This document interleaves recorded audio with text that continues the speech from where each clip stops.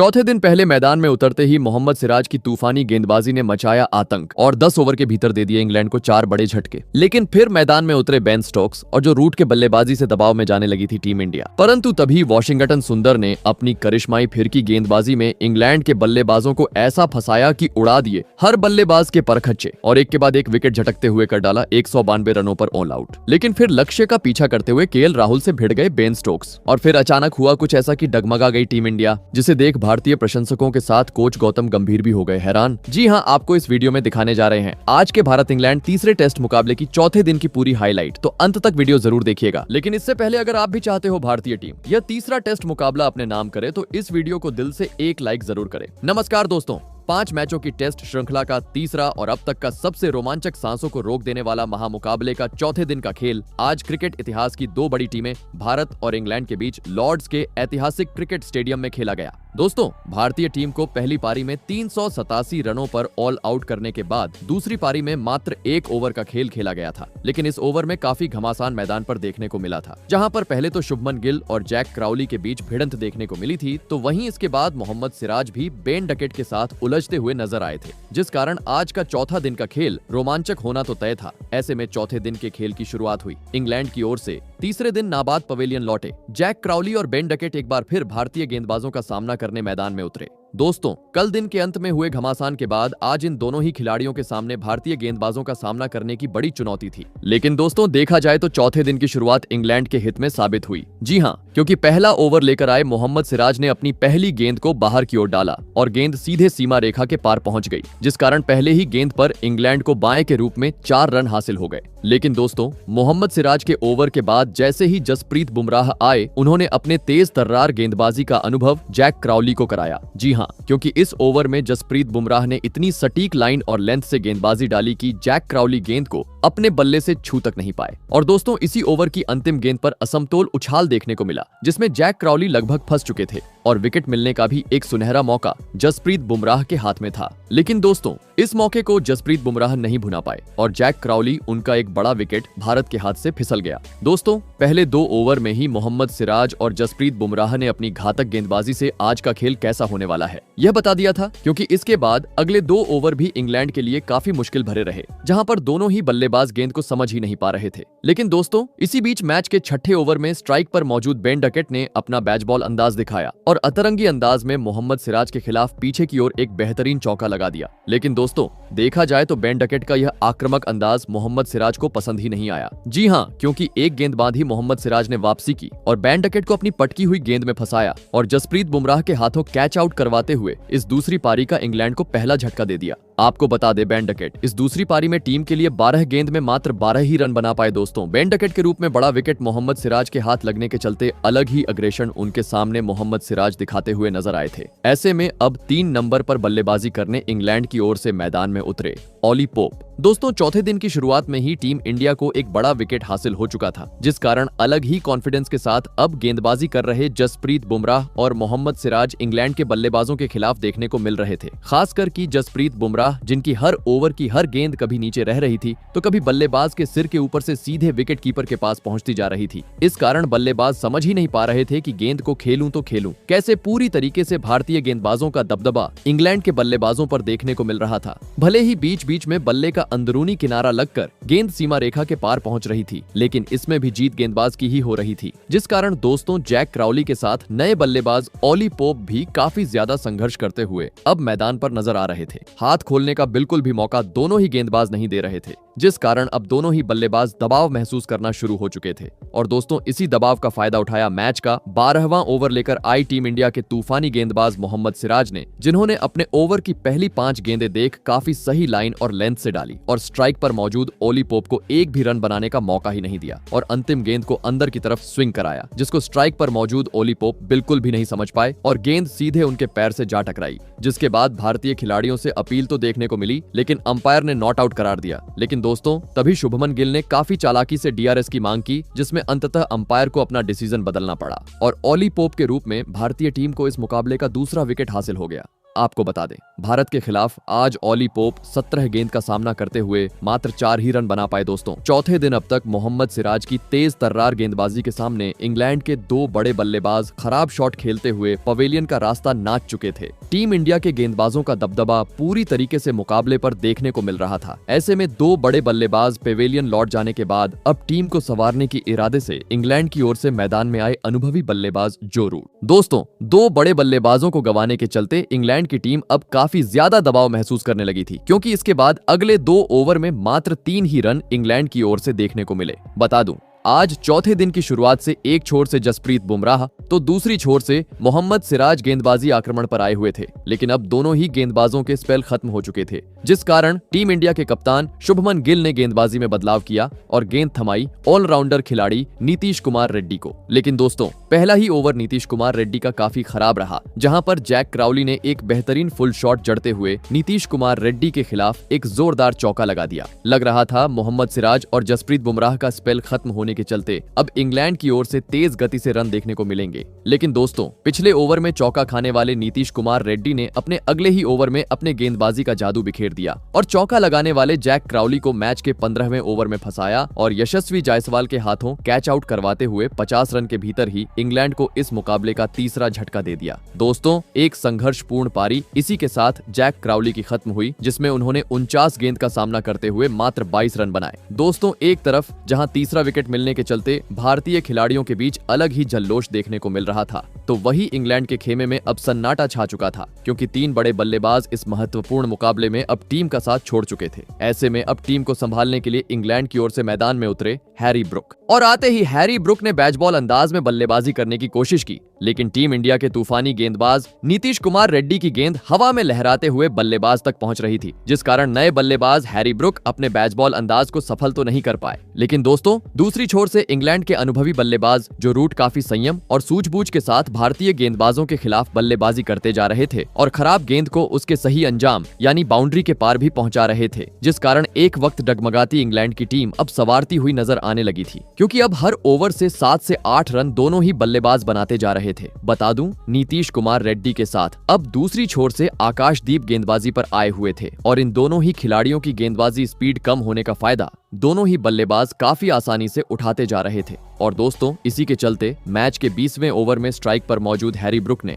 अंततः अपना असली अंदाज गेंदबाजी करने आए आकाशदीप को दिखाया, जहां पर उन्होंने चौथी और 5वीं गेंद पर अतरंगी अंदाज में पीछे की ओर लगातार 2 चौके जड़े, तो वही ओवर की अंतिम गेंद पर आगे की तरफ 90 मीटर का एक आसमानी छक्का जड़ते हुए सभी को हैरान कर दिया। बता दूं, इस ओवर में हैरी ब्रुक ने खुद अपने दम पर 14 रन बटोरे। दोस्तों, धीरे धीरे अब एक बेहतरीन साझेदारी इंग्लैंड के इन दोनों ही बल्लेबाजों के बीच देखने को मिल रही थी, क्योंकि जहां एक तरफ जो रूट भारतीय गेंदबाजों को सम्मान देते हुए इक्का दुक्का रन बटोरते जा रहे थे, तो वहीं दूसरी ओर हैरी ब्रूक अपना ताबड़तोड़ अंदाज दिखाते हुए भारतीय गेंदबाजों पर दबाव बनाने की कोशिश कर रहे थे, क्योंकि अगले ओवर में एक बार फिर हैरी ब्रूक ने अपना हाथ खोला और नीतीश कुमार रेड्डी के खिलाफ एक बेहतरीन शॉट मारते हुए चौका बटोर लिया। दोस्तों, यह साझेदारी अब वक्त के साथ टीम इंडिया के लिए सरदर्द बनती जा रही थी, लेकिन तभी अपने पिछले ओवर में 14 रन लुटाने वाले आकाशदीप ने गेंदबाजी से आतंक मचा डाला और तेज गति से आगे बढ़ते जा रहे हैरी ब्रूक को अपने घातक गेंदबाजी में फंसाया और तेज तर्रार यॉर्कर डालते हुए सीधा क्लीन बोल्ड कर दिया और इंग्लैंड को इस मुकाबले का चौथा झटका दिया।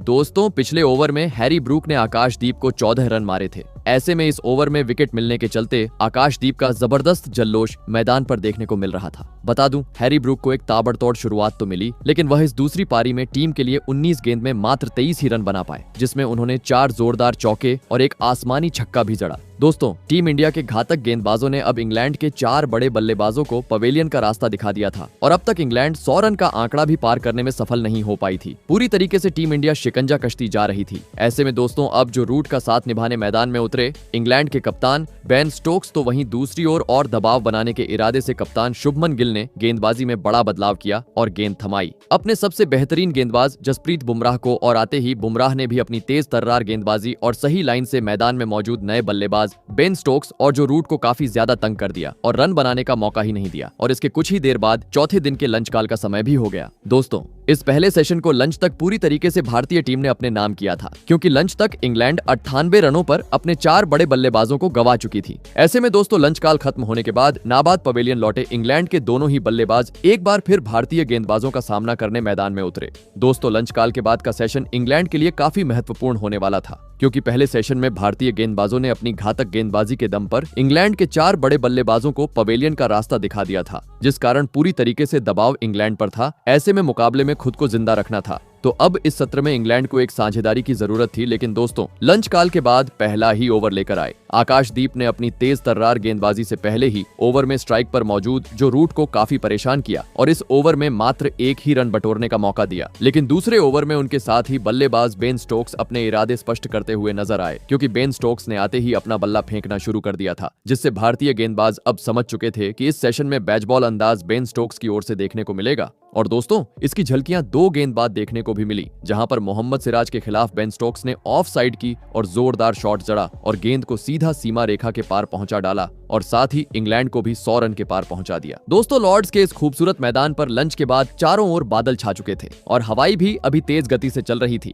जिस कारण अब टीम इंडिया के तेज गेंदबाजों को काफी ज्यादा मदद देखने को मिल रही थी। और दोस्तों इसी के चलते अब कप्तान शुभमन गिल ने आकाशदीप को गेंदबाजी से हटाकर एक छोर से मोहम्मद सिराज तो दूसरी छोर से जसप्रीत बुमराह को लगाया था, जो अब अपने तूफानी गेंदबाजी से कभी बेन स्टोक्स तो कभी जो रूट के लिए मुश्किलें खड़ी करते जा रहे थे। जी हां, क्योंकि दोनों ही खिलाड़ियों की गेंदें कभी इन स्विंग तो कभी आउट स्विंग हो रही थी, जिस कारण दोनों ही बल्लेबाज काफी ज्यादा संघर्ष करते हुए नजर आ रहे थे। बीच बीच में अपील भी भारतीय खिलाड़ियों से देखने को मिल रही थी, लेकिन किस्मत अच्छी होने के चलते दोनों ही बल्लेबाज अपने विकेट को संभाले हुए थे। लेकिन दोस्तों टीम इंडिया के गेंदबाजों ने भी रनों पर पूरी तरीके से अंकुश लगा रखा था, जिस कारण धीरे धीरे इंग्लैंड के बल्लेबाज दबाव महसूस करने लगे थे। परंतु दोस्तों यह दबाव ज्यादा बढ़े उससे पहले ही कप्तान बेन स्टोक्स ने अपने बल्लेबाजी का बेहतरीन नमूना पेश किया और जोखिम उठाते हुए जसप्रीत बुमराह के खिलाफ एक जोरदार चौका लगा दिया और कुछ ही देर बाद साथ ही बल्लेबाज जो रूट के साथ मिलकर छठे विकेट के लिए 50 से अधिक रनों की एक अहम साझेदारी भी पूरी कर ली। दोस्तों पहले सेशन में 4 बड़े बल्लेबाजों को गंवाने के बाद अब एक बेहतरीन साझेदारी इन दोनों ही खिलाड़ियों के बीच पनपती हुई मैदान पर नजर आ रही थी, जिस कारण अब पहली बार टीम इंडिया के कप्तान शुभमन गिल चिंतित नजर आ रहे थे और इसी के चलते अब गेंदबाजी में भी बड़ा बदलाव देखने को मिला और कप्तान शुभमन ने गेंद थमाई अपने जादुई स्पिनर गेंदबाज रविंद्र जडेजा को। और दोस्तों रविंद्र जडेजा के पहले ही ओवर में जो रूट के खिलाफ जोरदार अपील भी देखने को मिली, लेकिन गेंद पैड से टकराने से पहले बल्ले से टकरा चुकी थी, जिस कारण इस अपील को पूरी तरीके से अंपायर ने खारिज कर दिया। दोस्तों लंच काल हुए अब करीबन 1 घंटे का समय बीत चुका था, लेकिन पूरी तरीके से यह सेशन इंग्लैंड के हित में अब तक जाता हुआ दिखाई दे रहा था, क्योंकि लंच के बाद टीम इंडिया के कप्तान शुभमन गिल अपने हर गेंदबाज को आजमा चुके थे, लेकिन बेन स्टोक्स और जो रूट के सॉलिड डिफेंस के सामने अब टीम इंडिया की गेंदबाज पूरी तरीके से हताश, निराश और परेशान हो चुके थे और मैदान पर समय बिताने के चलते दोनों ही बल्लेबाज पिच को बखूबी तरीके से समझ रहे थे, जिस कारण अब खराब गेंद पर जोरदार शॉट भी दोनों ही खिलाड़ियों से हर ओवर से देखने को मिल रहे थे। और दोस्तों इसी के चलते जल्दी ही इन दोनों ही बल्लेबाजों ने इंग्लैंड को 150 रन के पार भी पहुंचा दिया। दोस्तों यह दोनों ही बल्लेबाज अपनी जिम्मेदारी को समझते हुए एक शानदार खेल अब भारतीय गेंदबाजों के खिलाफ दिखा रहे थे, लेकिन तभी टीम इंडिया के कप्तान शुभमन गिल ने चालाकी की और दूसरी छोर से तेज गेंदबाज को हटाकर गेंद थमाई वाशिंगटन सुंदर को। और दोस्तों वाशिंगटन सुंदर ने भी आते ही अपने गेंदबाजी से कमाल कर डाला और टीम इंडिया के लिए खतरा साबित होते जा रहे जो रूट को अपने फिरकी में फंसाया और मैच के 43वें ओवर में सीधा क्लीन बोल्ड करते हुए लंबे वक्त से चली आ रही इस साझेदारी को तोड़ दिया। आपको बता दे जो रूट इस महत्वपूर्ण मुकाबले में 96 गेंद में 40 रन की पारी खेल आउट हुए। दोस्तों वाशिंगटन सुंदर ने आते ही अपनी बेहतरीन गेंदबाजी के दम पर भारतीय टीम को एक बड़ी विकेट हासिल कर दी थी और जो रूट के विकेट के साथ अब इंग्लैंड की मुश्किलें भी काफी ज्यादा हद तक बढ़ चुकी थी, क्योंकि अब इंग्लैंड का आधा बल्लेबाजी क्रम पवेलियन का रास्ता नाप चुका था। ऐसे में दोस्तों अब कप्तान बेन स्टोक्स का साथ निभाने मैदान में उतरे इस सीरीज में बेहतरीन बल्लेबाजी करने वाले जेमी स्मिथ, और आते ही स्मिथ ने पहले ही गेंद पर आगे बढ़कर सामने की ओर शॉट जड़ा और 1 रन लेते हुए अपना खाता खोल लिया। दोस्तों एक छोर से रविंद्र जडेजा तो दूसरी छोर से वाशिंगटन सुंदर अब अपने फिरकी के जाल में इंग्लैंड के बल्लेबाजों को परेशान करते हुए नजर आ रहे थे, क्योंकि मैदान में उतरे नए बल्लेबाज जेमी स्मिथ 1 रन बनाने के बाद जब से रविंद्र जडेजा और वाशिंगटन सुंदर का सामना कर रहे थे वह गेंद को समझ ही नहीं पा रहे थे कि गेंद किस तरफ जाएंगी। हर गेंद के साथ उनके कदम लड़खड़ा रहे थे और दोस्तों इसी बीच बेहतरीन गेंदबाजी कर रहे वाशिंगटन सुंदर ने एक बार फिर अपना जादू बिखेर दिया और मैदान में उतरे नए बल्लेबाज जेमी स्मिथ को अपने जाल में फंसाया और गिल्लियां बिखेरते हुए इंग्लैंड को इस पारी का और एक बड़ा झटका दे दिया। दोस्तों, जेमी स्मिथ अब तक तो फॉर्म में चल रहे थे, लेकिन वह इस पारी में टीम के लिए कुछ खास प्रदर्शन नहीं कर पाए और 14 गेंद में मात्र 8 रन बनाकर पवेलियन का रास्ता नाप लिए। दोस्तों, वॉशिंगटन सुंदर के खेल में आने के चलते अचानक से अब टीम इंडिया मुकाबले में अपनी पकड़ मजबूत करती हुई नजर आ रही थी, क्योंकि पिच्चू 4 ओवर के भीतर वॉशिंगटन सुंदर ने इंग्लैंड के 2 बड़े बल्लेबाजों को पवेलियन का रास्ता दिखा दिया था, जिसे देख स्टेडियम में बैठे भारतीय प्रशंसक भी सभी खिलाड़ियों का अभिवादन करते हुए नजर आ रहे थे। ऐसे में दोस्तों, इस संकट की घड़ी में टीम का साथ देने अब मैदान में उतरे क्रिस वॉक्स। दोस्तों,